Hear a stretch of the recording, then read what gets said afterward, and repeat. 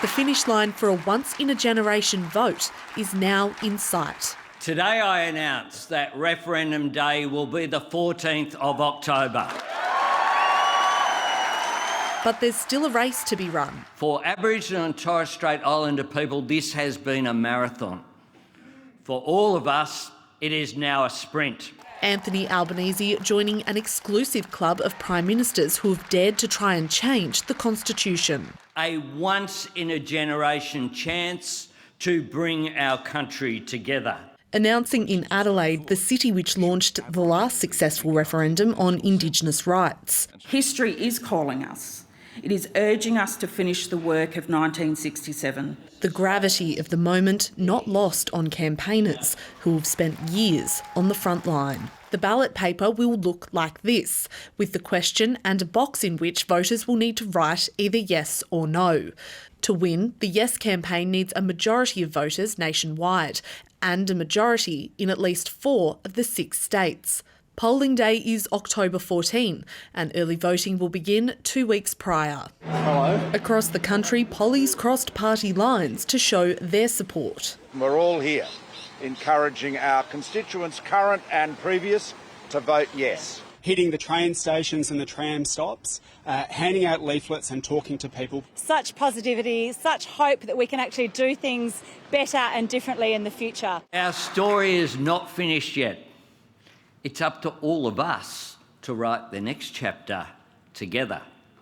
And we can start by writing one word: yes.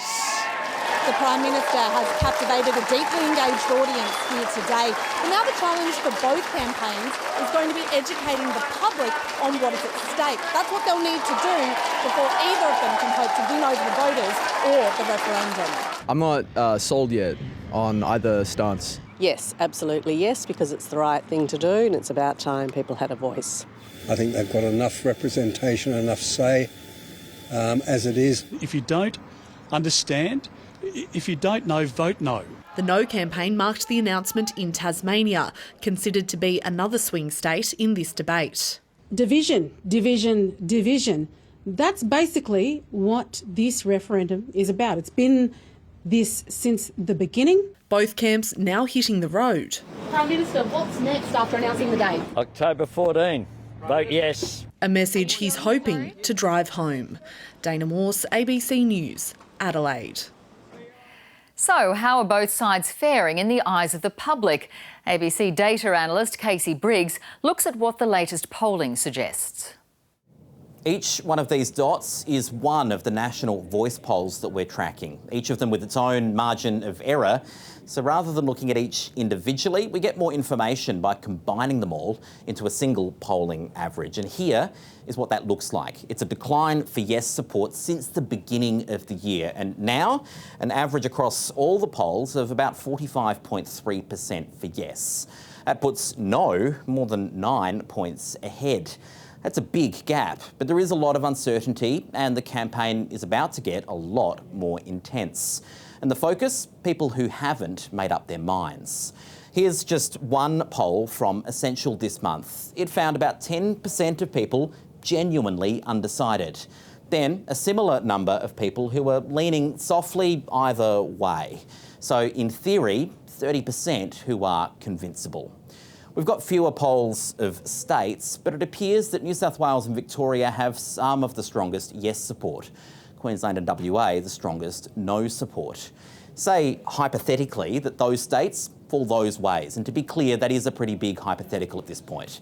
But it would mean the result comes down to the two smallest states, South Australia and Tasmania.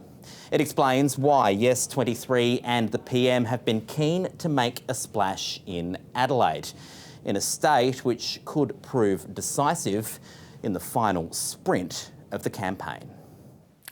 Emotions are running high across the country. The last referendum on the issue of a republic failed in 1999. Is the nation ready for this one? With his take, here's referendum correspondent Dan Bourchier. The emotion and passion was clear from all leaders on both sides of the debate today. And where they spoke from, South Australia and Tasmania, gave a sense of states that are central, with Western Australia and Queensland the next campaign focus. I've travelled to every state and territory as part of my coverage of the referendum this year, sitting on country with elders who are for, against and undecided about the voice. And I've heard from many Indigenous people across all perspectives who have stepped out of the debate because of the tone and the vitriol they feared. Some have found it confronting, where their identity feels up for debate. Then there have been people across the nation who say they have no idea about the voice and don't know how to vote.